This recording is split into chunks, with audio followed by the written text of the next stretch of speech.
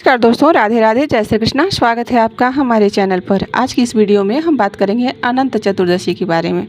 अनंत चतुर्दशी कब पड़ रहा है और इस व्रत को किस प्रकार से किया जाता है। तो सबसे पहले तो आप सभी को अनंत चतुर्दशी की ढेर सारी शुभकामनाएं। हिंदू धर्म में अनंत चतुर्दशी के पर्व का विशेष महत्व बताया गया है। इसे अनंत चौदस के नाम से भी जाना जाता है। इस दिन भगवान विष्णु की अनंत रूप की पूजा के साथ साथ गणेश जी का विसर्जन भी किया जाता है।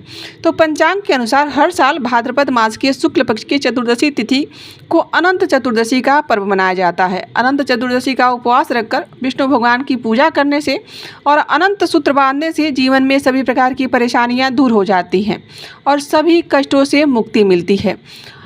आपको बता दें कि अनंत चतुर्दशी के व्रत में कुछ नियम बनाए गए हैं, जिनका यदि आप विधिवत रूप से पालन करते हैं तो ही आपका यह व्रत पूर्ण माना जाता है।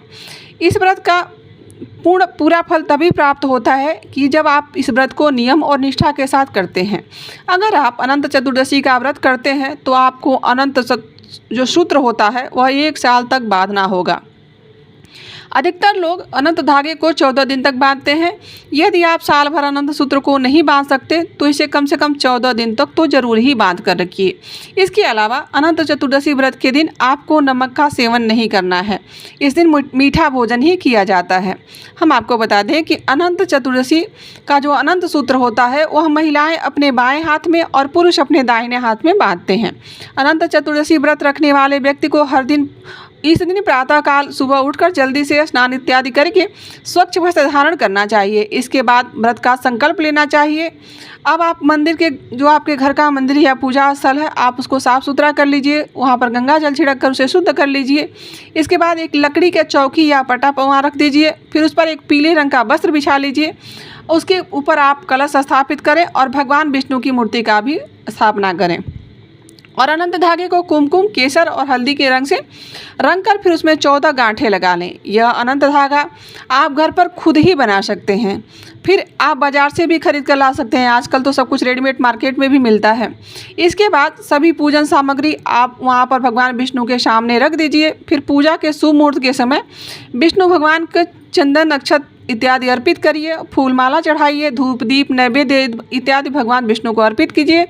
उसके बाद जो अनंत सूत्र है उसको विधिवत पूजा करें। उसके पश्चात अनंत चतुर्दशी की कथा सुने और फिर उसके पश्चात आप भगवान विष्णु की आरती करें और फिर उसके बाद पूजा संपन्न हो जाएगी। आप अनंत चतुर्दशी का जो अनंत सूत्र होता है उसको अपने हाथ या बाजू में बांध सकते हैं। इसके बाद यथाशक्ति ब्राह्मण को भोजन करवाइए और सभी लोगों को प्रसाद का वितरण करें। शास्त्रों के अनुसार अनंत चतुर्दशी की पूजा से शुभता अशुभता जो होती है, जो आपके घर में निगेटिव एनर्जी होती है, वह समाप्त हो जाती है और जीवन में नए सकारात्मक विचार उत्पन्न होने लगते हैं। आपके घर में पॉजिटिविटी आती है। तो चलिए जान लेते हैं इस साल 2025 में अनंत चतुर्दशी का व्रत कब रखा जाएगा। तो सबसे पहले हम आपको बता दें कि अनंत चतुर्दशी इस साल 6 सितंबर 2025 दिन शनिवार को पड़ रही है और चतुर्दशी तिथि का प्रारंभ हो रहा है 6 सितंबर 2025 की सुबह 3:12 पर और चतुर्दशी तिथि की समाप्ति है 7 सितंबर 2025 को भोर में 1:41 पर।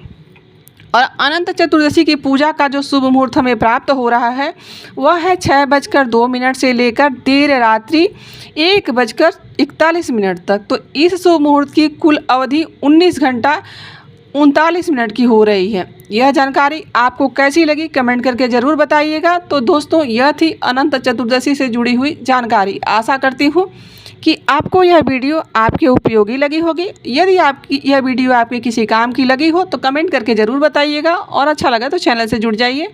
अभी के लिए इतना ही। मिलते हैं किसी और जानकारी के साथ। राधे राधे, जय श्री कृष्णा। यहाँ तक बने रहने के लिए आप सभी का दिल से आभार।